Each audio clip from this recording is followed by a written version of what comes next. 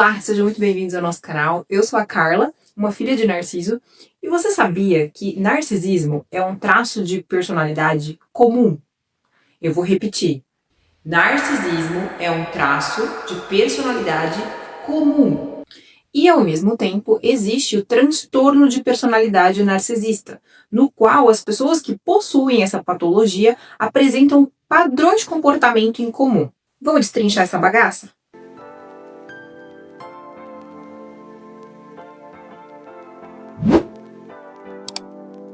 Bom, como eu disse no comecinho desse vídeo, o narcisismo nada mais é do que um traço de personalidade comum, principalmente na primeira infância até a adolescência, tá?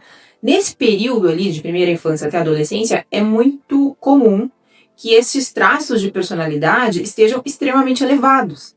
Porém, o que normalmente a gente vê acontecer com o passar do tempo é o desenvolvimento natural da empatia, pouco a pouco, de uma conexão consigo próprio, do senso de eu, cada um no seu tempo. Mas, infelizmente, em alguns casos, algumas das crianças que se sentiram negligenciadas ou até mesmo rejeitadas, elas vão travar esse desenvolvimento do seu senso de eu.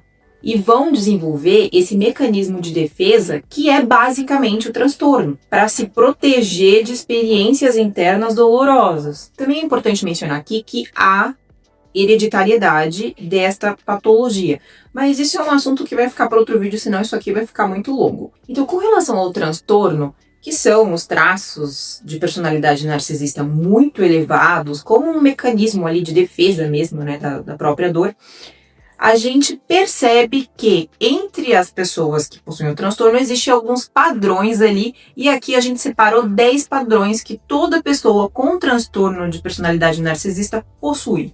E isso independentemente do fenótipo que essa pessoa carrega, tá? Se ela é predominantemente de um fenótipo grandioso, se ela é predominantemente de um fenótipo vulnerável, existem alguns padrões ali que qualquer pessoa com transtorno de personalidade narcisista vai apresentar. Então, o primeiro padrão que a gente nota em qualquer pessoa com transtorno é o ato constante de se elevar, tá? Falando coisas ou fazendo coisas que elevem a si próprio de alguma forma, tá? Essas pessoas constantemente precisam desse mecanismo, porque lembra que a gente estava falando do mecanismo de defesa da própria dor, ali daquela trava de desenvolvimento do self, é isso. Então, é uma atitude compensatória para que ela consiga sobreviver a si própria. Para ela se sentir bem, ela necessita se elevar.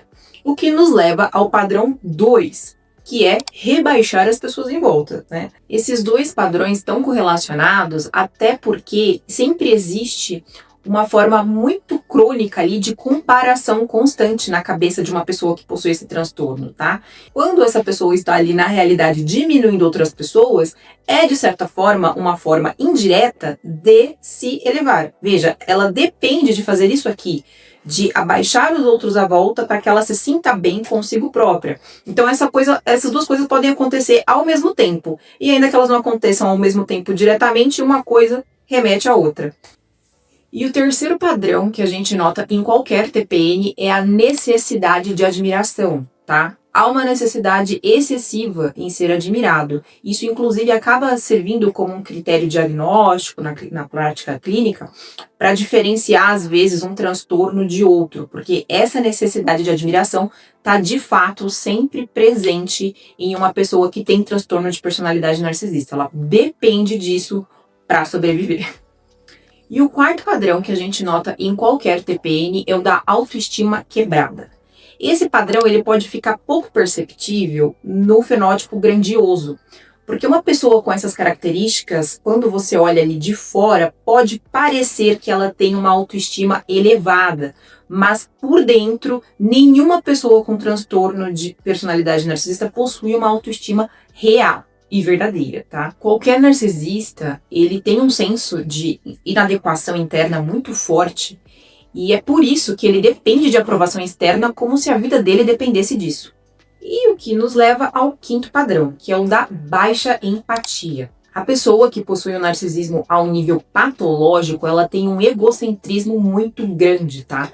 Para ela é extremamente difícil de conceber a realidade do outro, ela não consegue enxergar a realidade do outro porque ela está presa constantemente dentro da própria cabeça, ali numa reação constante ao próprio trauma. Lembra? A gente está falando de uma criança ferida que desenvolveu um mecanismo de defesa para lidar com as suas dores internas, então toda a vida dela gira meio que em torno disso, sabe? É uma pessoa que não conseguiu elaborar essas questões e acabou desenvolvendo isso num nível patológico a ponto de não conseguir ver o outro. Então, na cabeça de uma pessoa com essa patologia, tudo é uma projeção da própria cabeça, tá? Ela tem muita dificuldade de ver as coisas como elas realmente são. Então, elas até conseguem perceber algumas características nas pessoas, do que é uma coisa cara para aquela pessoa, o que é uma fragilidade daquela pessoa, mas enxergar a realidade, os sentimentos daquela pessoa é algo meio inconcebível. Então, eles têm uma baixa habilidade com a empatia, tá? Eles não desenvolvem isso. E o sexto padrão que a gente nota em qualquer pessoa com TPN é o da rigidez cognitiva. Essas pessoas apresentam uma resistência a mais do que o normal para mudanças de pensamento e comportamento, tá? Existe uma rigidez muito grande em relação a isso. E o sétimo padrão que a gente nota em qualquer pessoa com TPN é o da dificuldade de introspecção. Essa dificuldade de introspecção é meio óbvio de ser entendida, né? Imagine, lembra que a gente estava falando que é uma criança ferida que desenvolveu um mecanismo de defesa que é basicamente o transtorno? Então, a introspecção envolve se aprofundar em si próprio, e essas pessoas não suportam psiquicamente ou emocionalmente se aprofundar em si próprio. Por isso elas desenvolveram esse persona no qual elas conseguem resolver aquelas questões que não foram resolvidas e lidar com aquilo. E veja como isso não é muito compatível com você se aprofundar em si próprio. Então, a pessoa que acaba desenvolvendo esse transtorno não vai ter um caminho neuronal muito pronto para desenvolver esse tipo de habilidade. O que nos leva ao oitavo padrão, que é o da necessidade de controle, tá? Esse controle, às vezes, ele vai ficar mais visível naquele fenótipo grandioso, que é um clássico, mas ele é uma necessidade de qualquer narcisista. O que vai mudar, de acordo com o fenótipo que aquele narcisista desenvolveu, são as táticas que ele vai usar para controlar, quais são as ferramentas que ele tem disponíveis para realizar este controle, mas a necessidade de controle sempre estará ali presente. E o nono padrão que você vai identificar em qualquer TPM é o da hipersensibilidade à crítica, que na realidade é uma incapacidade de lidar com o sentimento de vergonha, tá? Existe uma hipersensibilidade, na realidade, ao sentimento de vergonha muito forte. Porque o sentimento de vergonha, ele mexe diretamente ali com as estruturas que sustentam o persona que essa pessoa criou, desenvolveu para sobreviver emocionalmente dentro do próprio corpo. E o décimo padrão que a gente vai notar em qualquer pessoa que possui a patologia do narcisismo é o do comportamento manipulativo, tá? E esses comportamentos manipulativos que essa pessoa tem são sempre voltados a um reconhecimento externo de alguma forma, entende? Essa é a chave mestra por trás de todas as manipulações que acontecem, direta ou indiretamente. Inclusive, sobre esse tema da manipulação, no final desse vídeo eu vou deixar em algum canto aqui um card com um vídeo do Biel, também conhecido como meu marido, falando sobre esta questão de forma um pouco mais aprofundada da manipulação. E eu poderia parar por aqui, já que eu mencionei 10 padrões, mas eu resolvi colocar mais um bônus aqui. Então eu vou falar do 11º padrão. Um outro comportamento que você sempre vai ver presente numa pessoa com transtorno de personalidade narcisista é o da mimetização de personalidades, de tudo. Vamos relembrar que essas pessoas não desenvolveram seu senso de eu, portanto elas não possuem ali o que a gente entende como autenticidade, tá? Então quando elas se deparam com algumas situações ou personalidades ou comportamentos, coisas que elas enxergam que vai agregar um valor no persona delas, elas absorvem aquilo.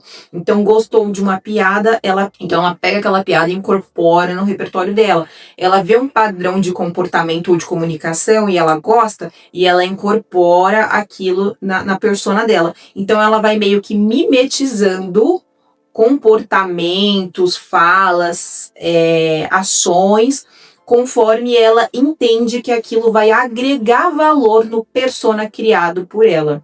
É muito doido imaginar um negócio desse, né? Mas é assim que funciona. Bom, para concluir, é importante dizer que esses 11 padrões que eu selecionei aqui ao longo desse vídeo, que eu mencionei, eles não são critérios diagnósticos para a prática clínica, ok?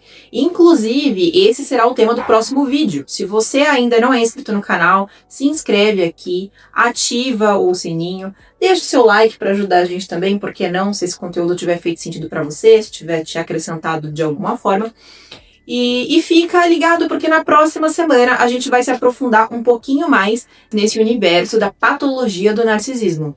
Agora, conforme prometido, eu vou deixar o card aqui do vídeo feito pelo Biel sobre manipulação. Não deixe de conferir. Um beijo e até a próxima.